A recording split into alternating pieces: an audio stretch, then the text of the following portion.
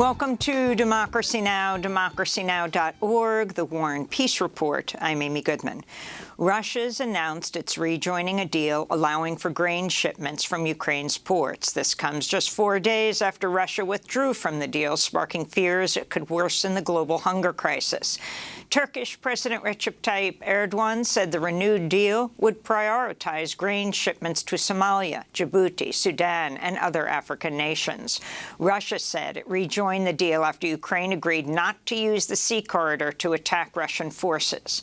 Water and power have been restored to much of Kyiv following a series of Russian attacks on Ukraine's infrastructure, but scheduled blackouts are ongoing due to a shortage of electricity. Meanwhile, Russia's expanded a mandatory evacuation order for Ukrainians living in parts of occupied Kherson, ahead of what's expected to be a major battle. In other news about the Ukraine war, the founder of one of Russia's largest banks has given up his Russian citizenship. In a statement on Instagram, the billionaire Oleg Tinkov called Russia a fascist country and denounced it for, quote, killing innocent people daily, unquote. In news from Israel, Benjamin Netanyahu appears on the cusp of becoming Israel's prime minister again, 16 months after being ousted from office. Exit polls in the Israeli election suggest Netanyahu's Likud party and its far-right allies gained enough votes to form a parliamentary majority. If Netanyahu succeeds, a key member of his government will likely be Itamar Ben-Gvir, an ultra-nationalist lawmaker who openly supports the ethnic cleansing of Palestinians. In 2007, he was convicted of incitement to racism and supporting a terrorist organization. Netanyahu served as prime minister from 1996 to 99, then again from 2009 to 2021. He's currently on trial for corruption. In Brazil, defeated far-right President Bolsonaro made his first public statements Tuesday, 2 days after he lost the presidential election to the leftist former president, Luiz Inácio Lula da Silva. Bolsonaro neither conceded nor contested the election results, but after he spoke, his chief of staff said the transition to a new administration would start. Bolsonaro also urged his supporters to stop disruptive protests, though many continued to block streets and major highways on Tuesday night. South Korea is accusing North Korea of firing a missile into South Korean waters for the first time since the nations were divided in the 1950s. This came as North Korea launched a total of at least 23 missiles into the sea today. South Korea responded by firing 3 missiles into waters off North Korea. This all came as the United States and South Korea were carrying out war exercises involving hundreds of warplanes and thousands of troops. On Tuesday, North Korea warned the U.S. and South Korea would pay, quote, the most horrible price in history, unquote, if the war games continue. In Arizona, a federal judge imposed a restraining order on members on the far-right Trump-supporting group Clean Elections USA, including barring the open carry of firearms and wearing of body armor close to ballot boxes. The move comes as armed individuals have been seen intimidating voters and taking photos or videos at ballot drop boxes and polling sites. The Justice Department said Tuesday that, quote, vigilante ballot security efforts in Arizona likely violate the Voting Rights Act.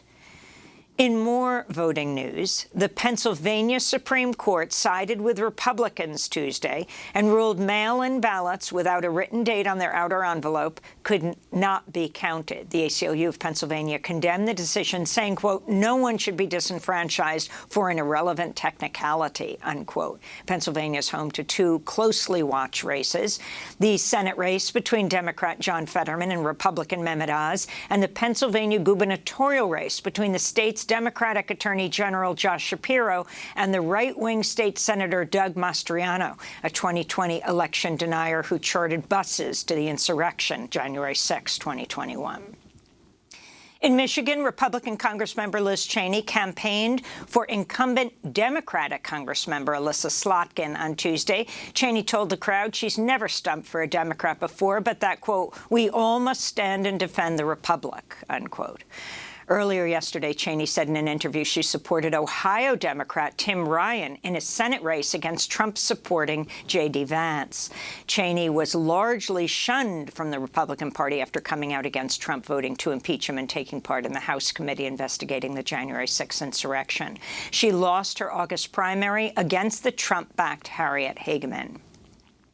Meanwhile, President Biden traveled to Florida yesterday and warned voters Republicans would cut Medicare and Social Security if they win the elections. Chief Justice John Roberts temporarily blocked the Treasury Department from handing over Donald Trump's tax records to the House Ways and Means Committee. The House committee has until November 10th to respond to Trump's latest appeal. If Republicans take the House of Representatives in the midterms, it's likely the demand for records will expire and will not be further pursued once the new Congress is seated.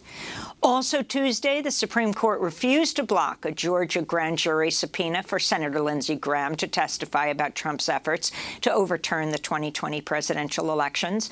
Fulton County District Attorney Fani Willis says Graham called Georgia Secretary of State Brad Raffensperger after the election and asked about, quote, re-examining certain absentee ballots to explore the possibility of a more favorable outcome for former President Donald Trump, unquote. NBC News is reporting the Biden administration's considering expanding operations at the U.S. military base and prison at Guantanamo Bay, Cuba, to hold Haitians who are caught at sea trying to reach the United States. This comes as Haiti is facing a growing political and humanitarian crisis. In the 90s, the United States used Guantanamo to hold as many as 12,000 Haitians who fled Haiti following the U.S.-backed 1991 coup. In the Mediterranean, the Greek Coast Guard says they've found 11 survivors after a boat capsized in rough waters off the Greek coast. Dozens of others remain missing. The survivors are nationals of Egypt, Afghanistan, and Iran. A separate search and rescue operation continues for another shipwreck, which had a dozen people on board. 4 Palestinians have been rescued, and 1 person was found dead. 15 Nobel Literature laureates have signed on to a letter to world leaders ahead of this month's UN Climate Summit, asking them to, quote, devote parts of your agenda to the many thousands of political prisoners held in Egypt's prisons, most urgently the Egyptian-British writer and philosopher Alaa Abdel Fattah, now 6 months into a hunger strike and at risk of death. The Nobel laureates are the majority of living Nobel laureates since 1986. Meanwhile, Egyptian authorities released Indian climate activist Ajit Rajagopal earlier this week after detaining him as he undertook a march for our planet on foot from Cairo to Sharm el-Sheikh, where COP27 will be held. This is Rajagopal describing his detention. I was kept there for hours and hours in the whole night. They were not informed me well. What is the charge against me? What are they going to do?